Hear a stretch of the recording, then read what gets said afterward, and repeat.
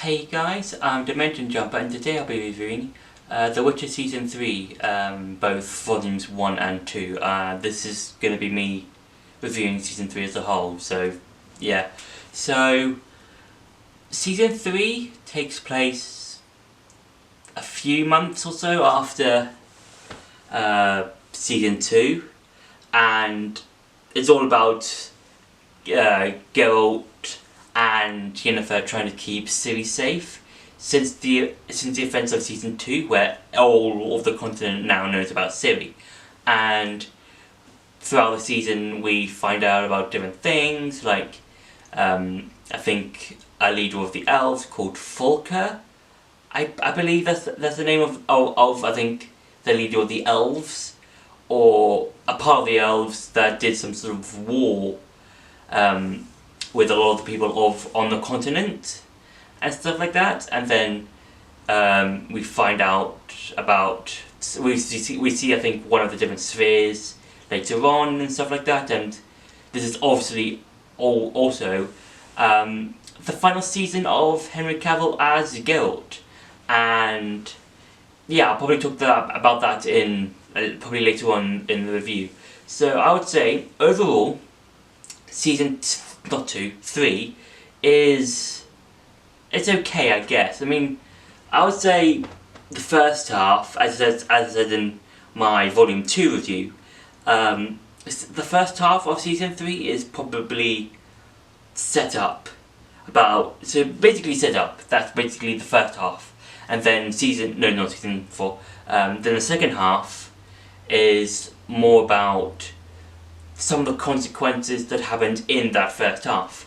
And yeah, it's okay, I guess. I mean, the first half does drag on a bit. I would say like a lot of those episodes do drag on a bit, because it's mainly a lot of it's people talking to each other, or in obviously the first episode's case, both Geralt and Yennefer writing to each other and not really talking because of the events that happened after Season 2, or during Season 2, when Yennefer had betrayed Geralt's trust, when she kidnapped, I would say kind of kidnapped Ciri during the events of Season 2, but then they get on quite well afterwards. And yeah, I would say Season 3, it has a lot of talking parts and just people just explaining stuff to each other.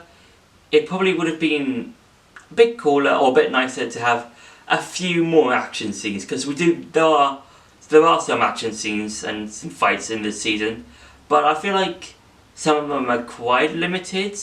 I think they take 10-ish minutes to do, or around 5 to 10 minutes. I will just put it at that.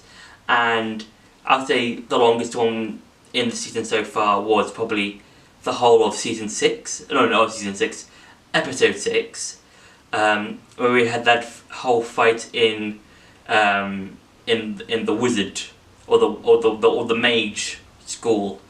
I don't 100% remember the name, but that's probably the only fight that doesn't take 5 to 10 minutes. And it would have been cooler, it would have been cooler if there was like at least some of it in probably Episode 7, maybe, like let's say the first 5 minutes of that episode maybe, but I feel like that would have dragged the fight on a bit too long.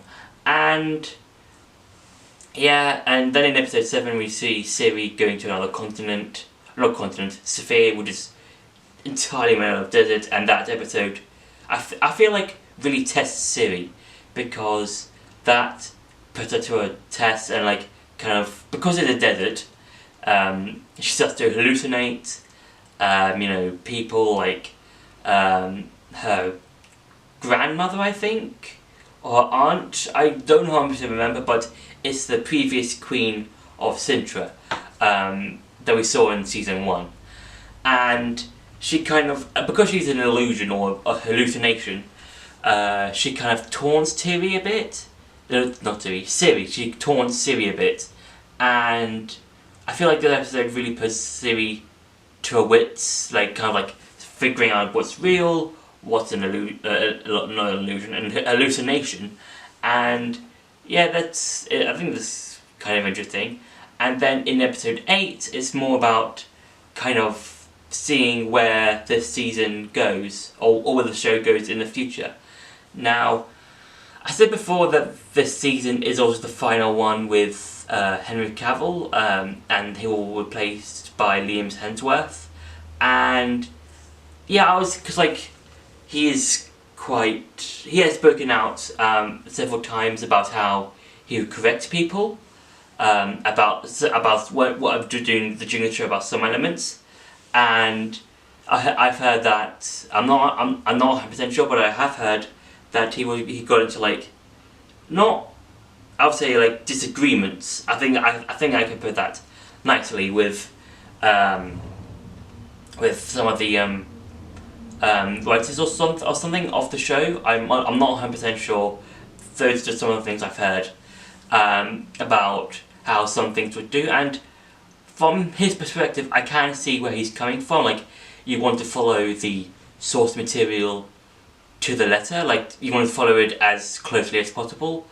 On the other hand, you might want to change some stuff, because if you look at something like, I don't know, the Percy Jackson films, they're not the best films, but I feel like because the adaptations, they do feel different from the books, like the first 2 films of those movies, of the Percy Jackson films, but they do fail at a lot of the things that the books had, and I feel like if the films had followed a bit more closely to the books, then I feel like they would have been received a lot more better.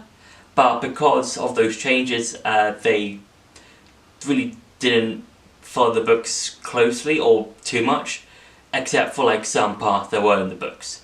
So it's kind of like that, in my opinion, where The Witcher feels like it has a lot of the elements from probably the books and from the games, but I feel like because of the changes, it has like sort of a grey area. Like, it's called The Witcher, but it has like some elements from here and there, but some of the changes might not feel the best or great. So I feel like, yeah, so it's kind of like one of those things. Like, I can see from one perspective, but also from another perspective. Like, there might be things you can't really do in a TV show that you could have done in a book or a video game, but there might have been things you couldn't do in the show that you couldn't have done in both the games and the book. So it's kind of like it's one of those things, really. So yeah. So where do I think the show goes on from here on out? I'm not 100% sure. We'll probably have to see if this show, if The Witcher gets a season 4 or not.